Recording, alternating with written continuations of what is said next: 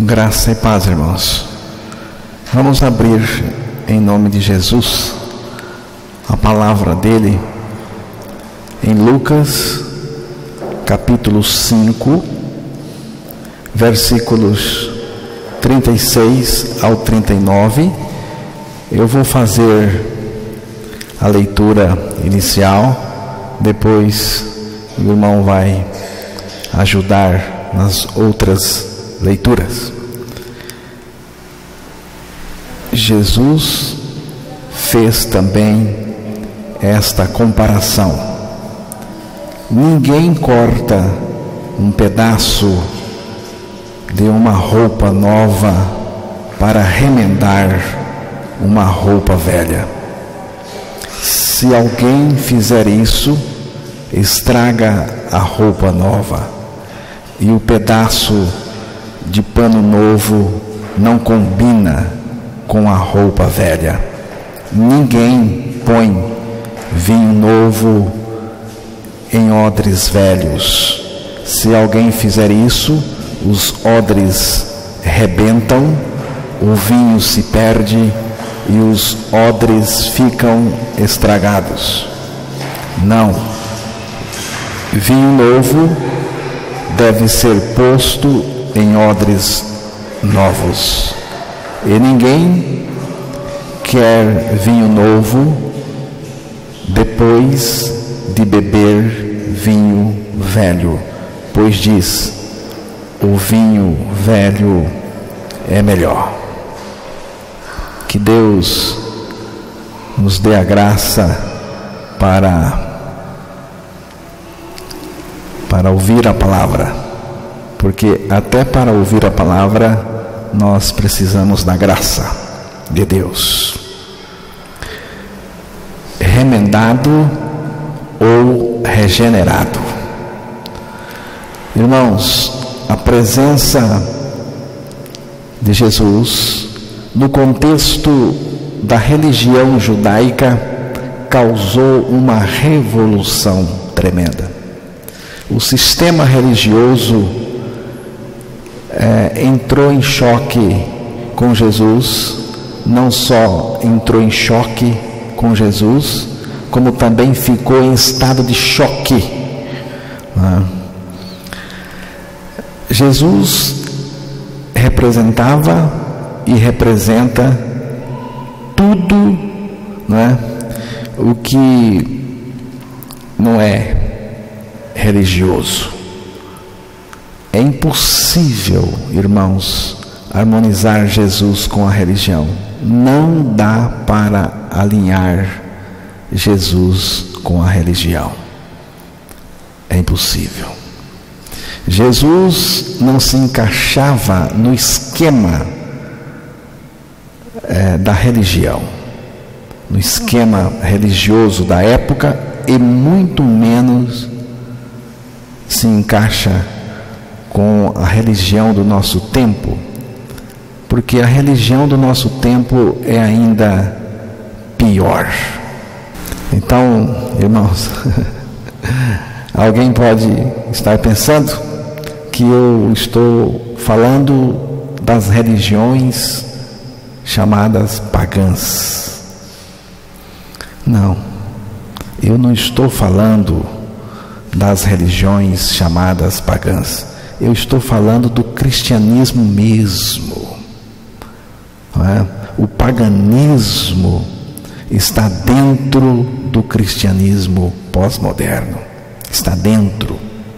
Estamos vendo nos nossos dias um ressurgir do paganismo dentro do cristianismo.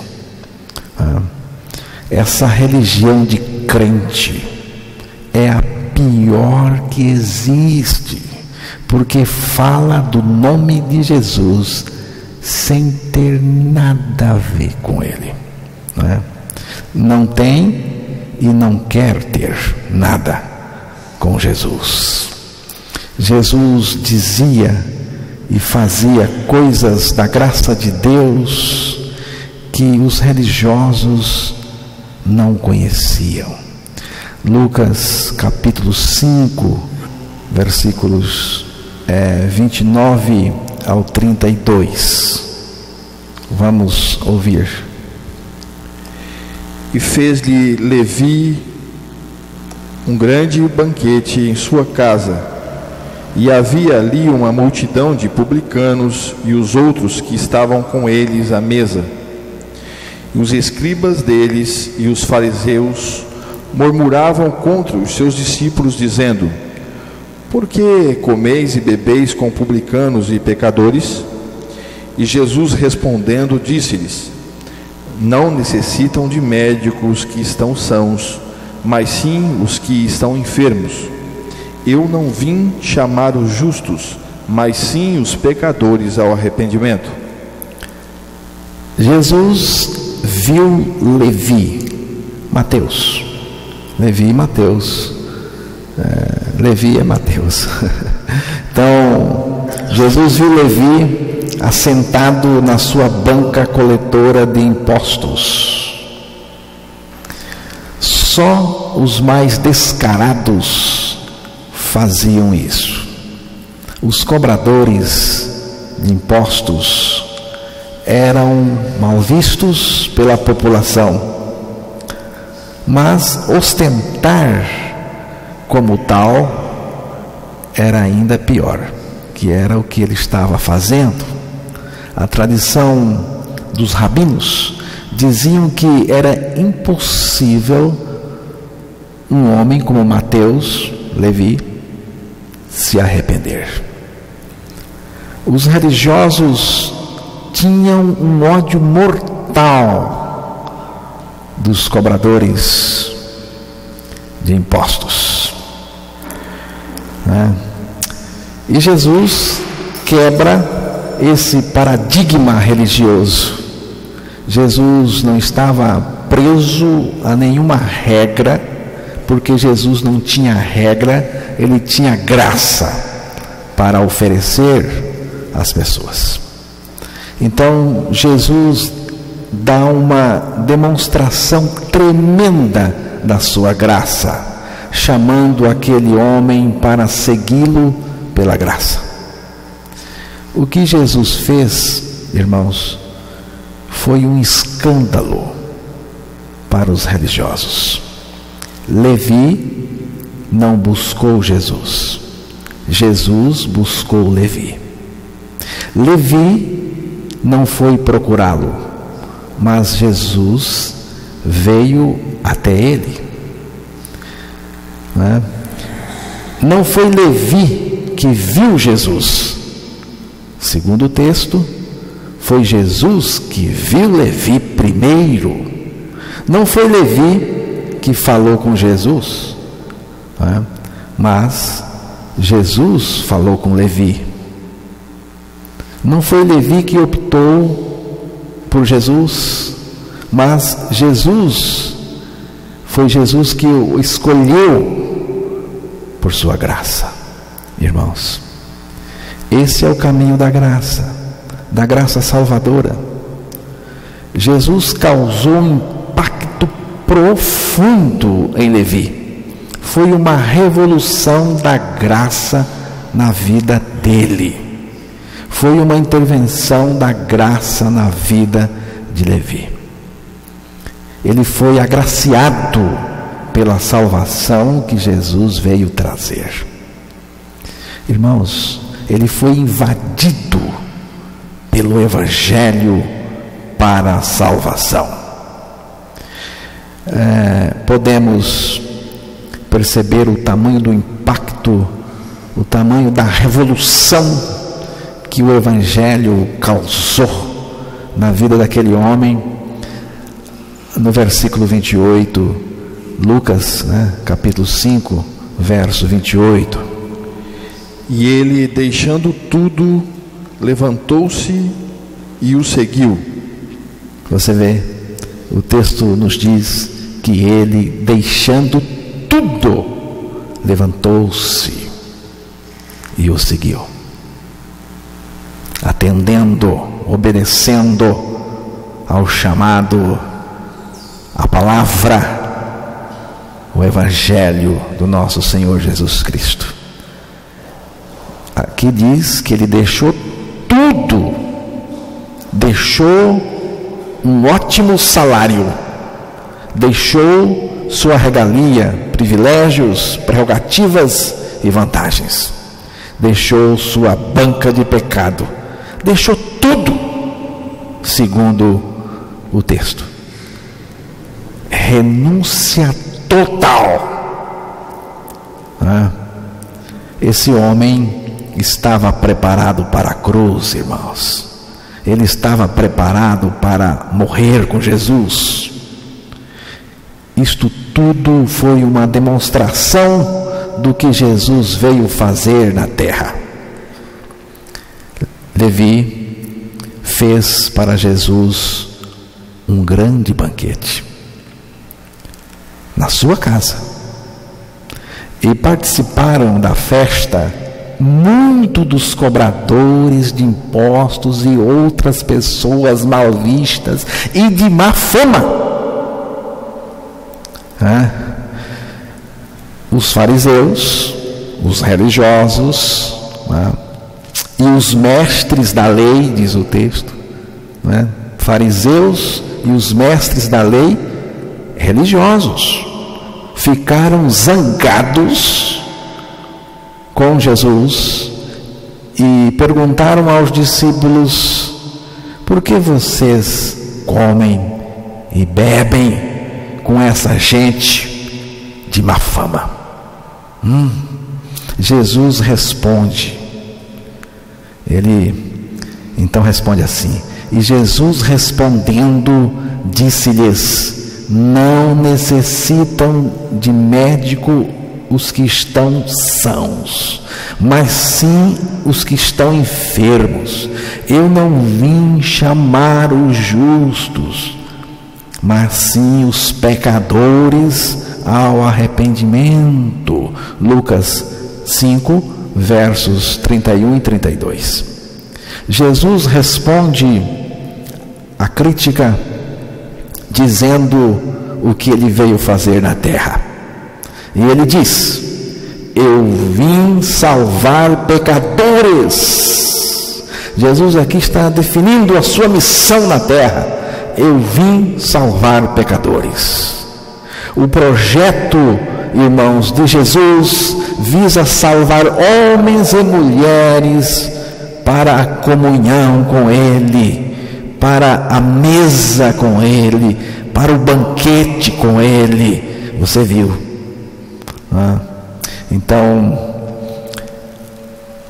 o projeto de Jesus visa salvar homens e mulheres para a comunhão com Ele, pela obra da cruz do Calvário. A comunhão, o convívio e o relacionamento com Deus foi perdido com o pecado. Depois disso,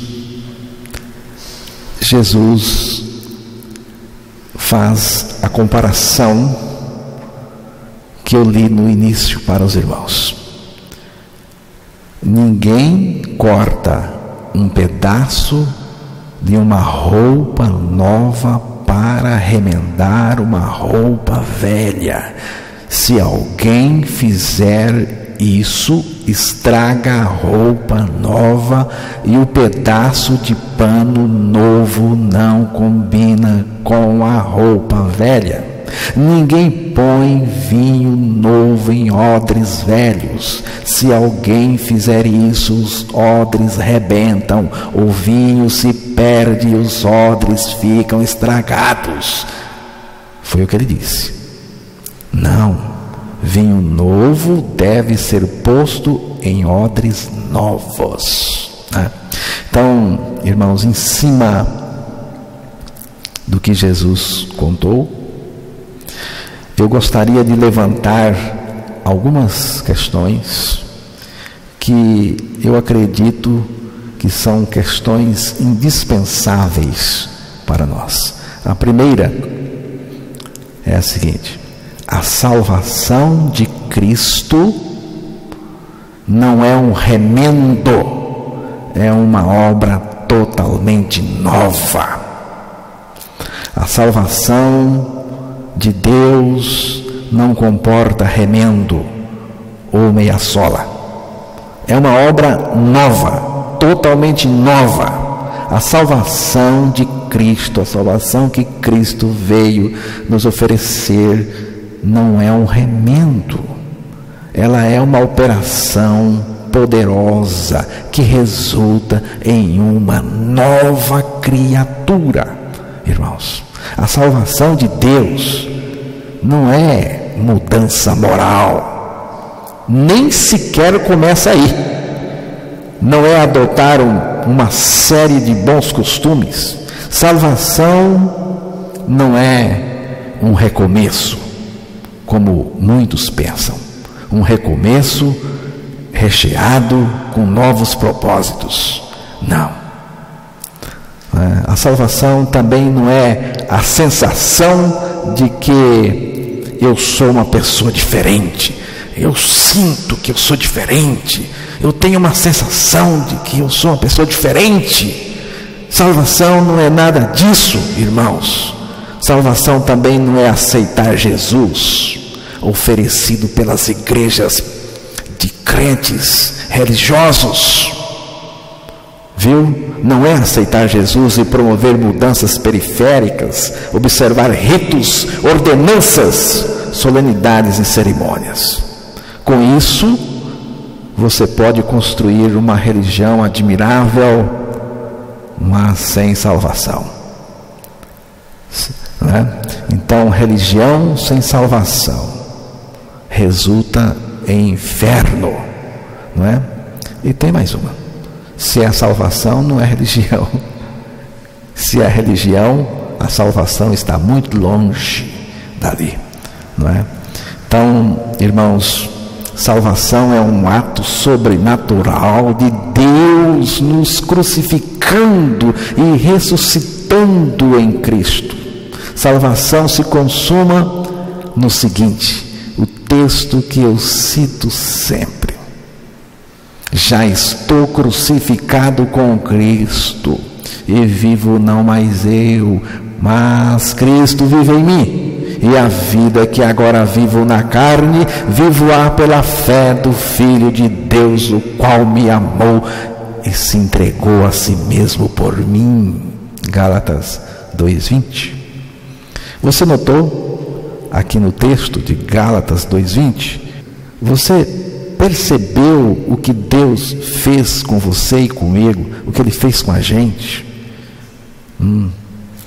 Ele substituiu a nossa vida por Cristo mesmo. Já estou crucificado com Cristo, e vivo não mais eu, mas Cristo vive em mim. Viu? Ele substituiu a nossa vida por Cristo. Isto é salvação. Ele substituiu a nossa vida por Cristo em nós. Jesus não veio para melhorar a vida de ninguém. Ele não veio para remendar, colocar um remendo, uma meia-sola na vida de ninguém. Ele não veio para isso.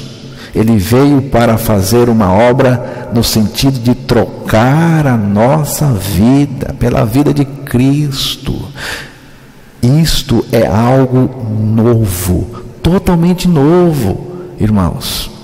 Tirar a minha vida e colocar no lugar a vida de Cristo. Cristo mesmo ocupando o espaço deixado pela minha vida dentro de mim, Cristo vivendo em mim. Irmãos, isto é algo totalmente novo, só Cristo tem para nos oferecer. A salvação de Deus é substituir você por Cristo.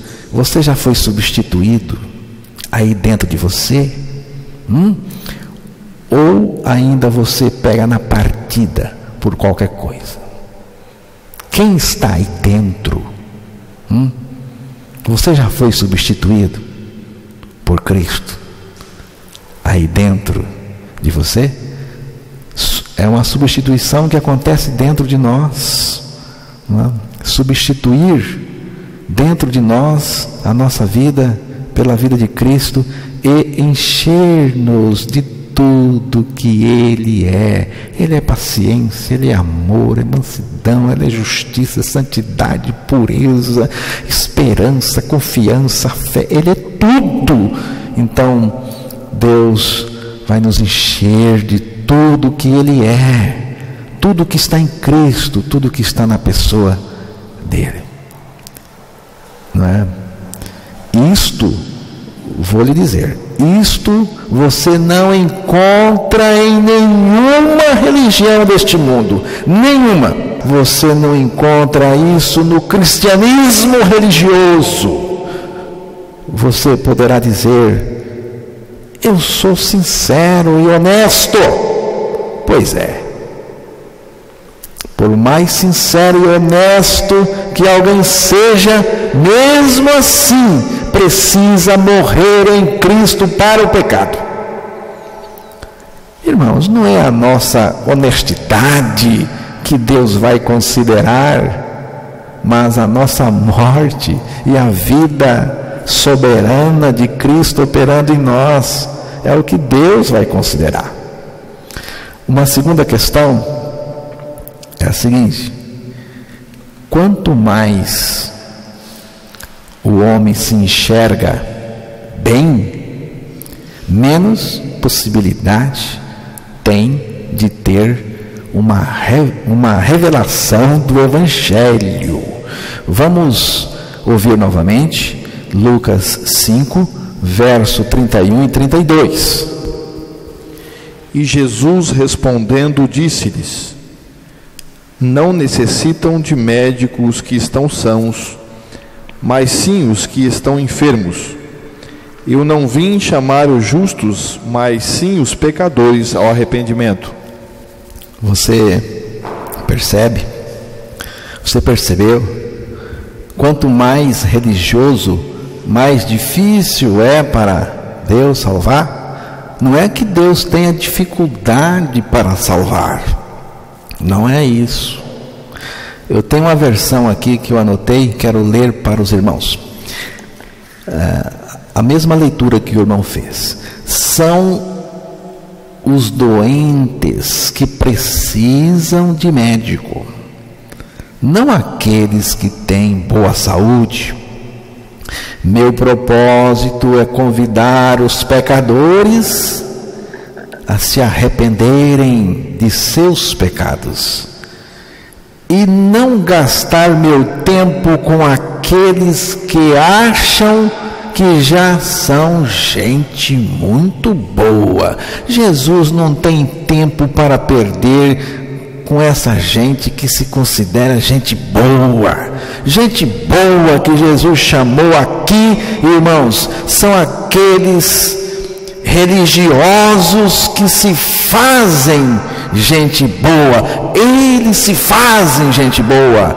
Eles pensam que são gente boa porque pratica uma religião.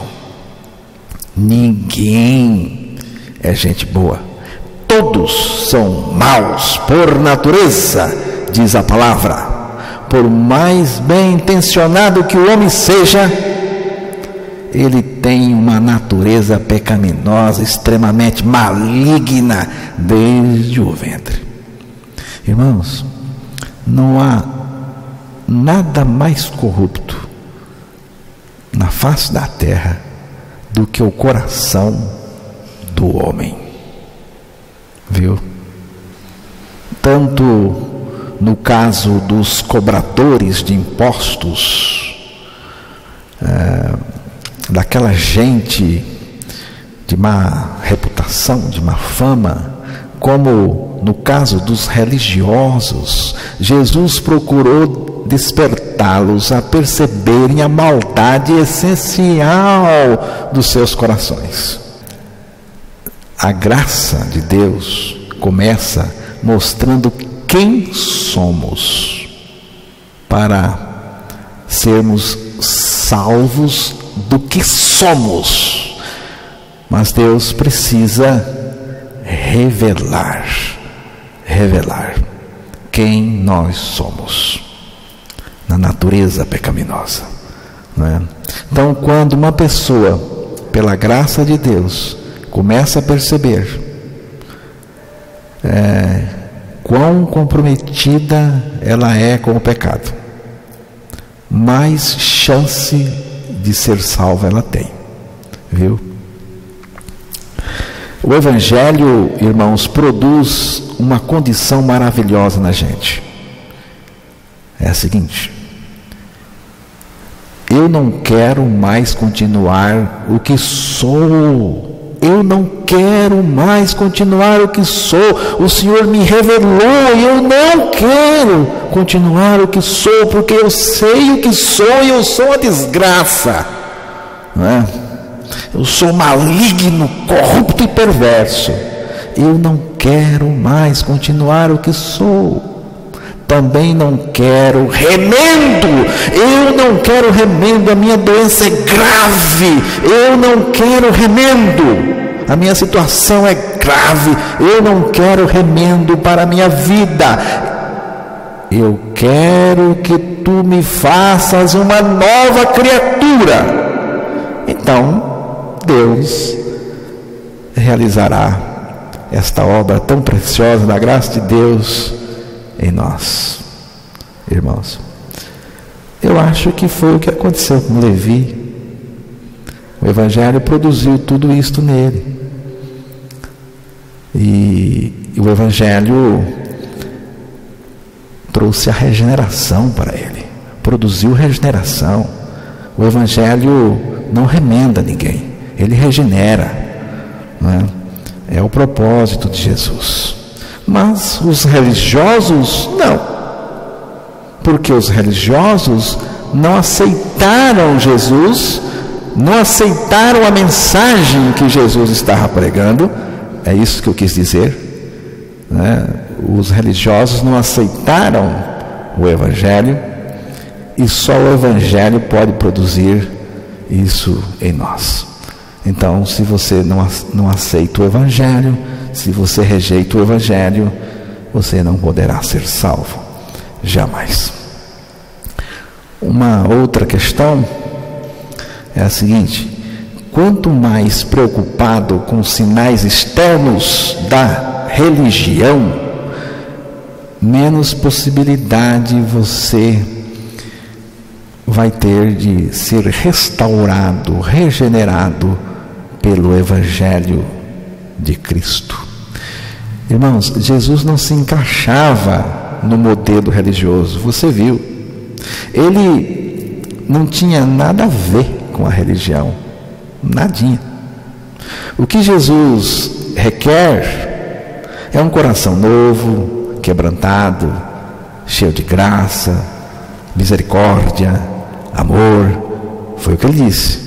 Eu não quero sacrifício, eu quero misericórdia. Quanto mais envolvido com religião, mais difícil fica para ouvir o chamado de Jesus. No Evangelho somos chamados para morrer com Cristo na cruz, para ressuscitar com Ele, e para o Senhor ressuscitado viver em nós a sua vida. No Evangelho, irmãos, a gente renuncia a tudo para que Cristo seja o nosso tudo. A coisa mais difícil de renunciar é religião. Não é nem o pecado, não.